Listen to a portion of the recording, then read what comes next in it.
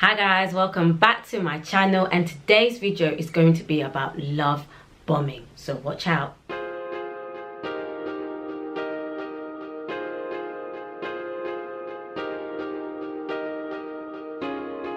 Hi guys, for those of you who don't know, my name is omoladeokaiyeto and I focus on faith, travel and reviews, and today's video is going to be about love bombing. But before I get into this video, if you haven't subscribed, please make sure you subscribe. The button is just below. I would really appreciate it, and please don't forget to give this video a like. Before I get into this video, I think it's very vital that I explain what love bombing is. Now, I do have my notes here with me, so if you see me looking in and out of the camera, it's because I'm looking at my notes, because this is quite a deep topic and it's really important that I have my notes with me. So let me define love bombing: the action or practice of lavishing someone with attention or affection, especially in order to influence or manipulate them.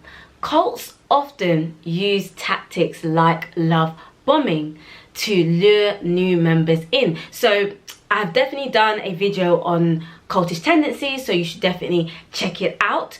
But I really felt that it was really key for me to do this subject because there's so many love bombing techniques that can happen across everything, and I'm going to lightly touch upon how that can come across in churches as well. Okay, so successful love bombing is designed to win someone over. So a love bomber may come across as someone that's really kind, affectionate, really lovely. Like, you will never know what their motive and their intention is behind to love bomb you. Obviously it is to manipulate you, of course, but they often tend to be narcissists. Right, I think it's really important that I also address signs of love bombing. So there are the obvious ones, you know, never ending compliments, overshowering you with gifts, so many things. However, the dark side of love bombing could be not honoring your time, wanting to control you, isolations of friends and family, excessive communication, demanding commitment from you, and you know, they can just disappear. So they can love bomb you, overshadow so many things, and then just disappear. All right, so I did say I wanted to lightly talk about how this can come across in churches as well. And so someone I know mentioned to me that they were invited to a church and everything, and they went, and the person's birthday was coming up. So on the day of their birthday, some of the people in the church actually sent that person a birthday cake and everything like that. And I was just like, okay, that's nice that they've sent you a birthday cake, but it's a little bit overwhelming, but very nice and kind gesture at the same time. And also, when the person will go to the events and stuff, they will drop the person all the way home and whatever. But the person was telling me that something about it just didn't sit right with them. Like, I think the communication was becoming very excessive, a bit overwhelming. Just something about it, just they didn't feel too comfortable with it. And I was sensing a bit of love bombing, and the fact that you're not fully comfortable with it, then that says a lot. So maybe you should communicate that to that person, that you're not too comfortable in the way things are going. But this is just a small example, but even they themselves, maybe they may have not realized that they are sort of love bombing the person. They thought they were doing it out of good intention and they want the person to be part of their church and etc. However, these are very small, minor tactics that can become very unnoticeable, but I do believe that there are subtle signs of love bombing, whether they know it or not. Also, love bombers definitely have their target, and I just wanted to touch on that a little bit. So for example, depending on your circumstance, if you are an individual who doesn't really have family, who doesn't really have friends,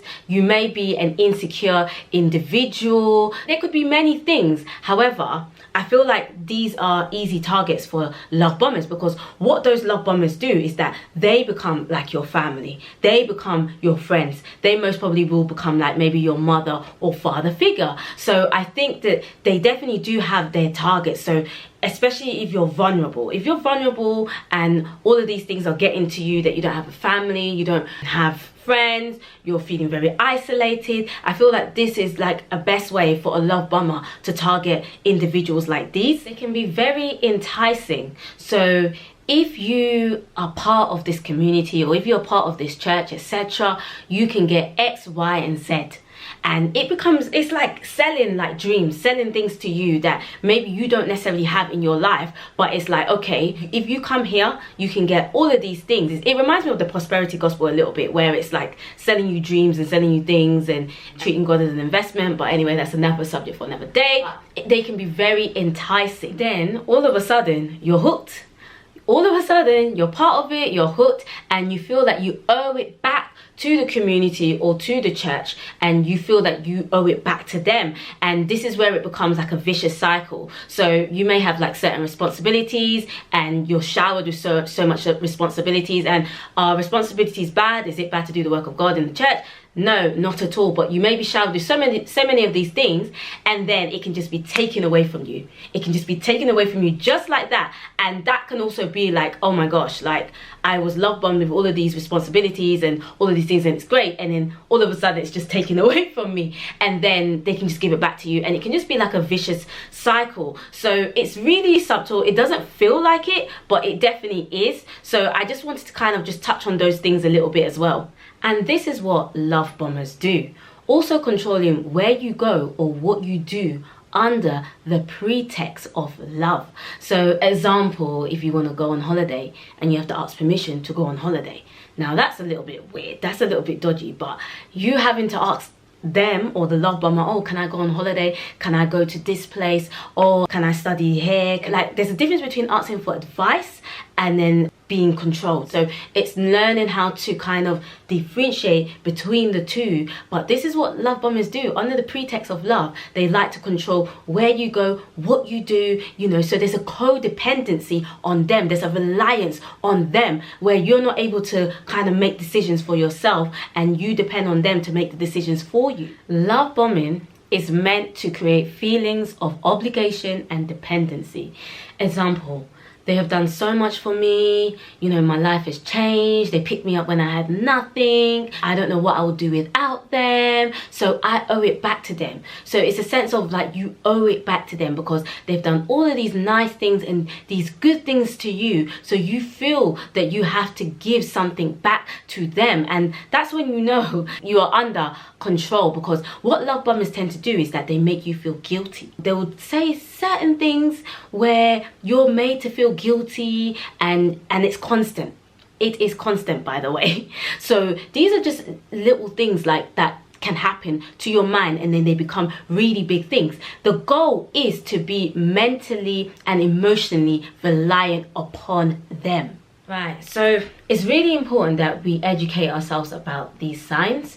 Like I mentioned, these signs can come across everything. It can come across relationships, it can come across churches, it can come across friendship, it can come across in family, it can come across everything. But I really think it's important that we do educate ourselves so that we're able to identify these signs. Also, another thing would be to set boundaries as well. If you see that or notice that something is creeping up, then definitely set boundaries. This example that I gave about that person, what they did was that they communicated to the person that they didn't feel too comfortable about what was going on. And I think that clear communication just made a huge difference in terms of that person not feeling overwhelmed about being invited to the church. And lastly, if you can remove yourself from that situation or from that environment or from that individual, then try. If you can do that, then good on you. So guys, I would love to know, is there any other examples of love bombing that you can think of?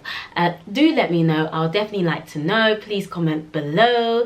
But on that note, if you haven't subscribed yet, make sure you subscribe, make sure you support, make sure you like this video. Until next time, guys.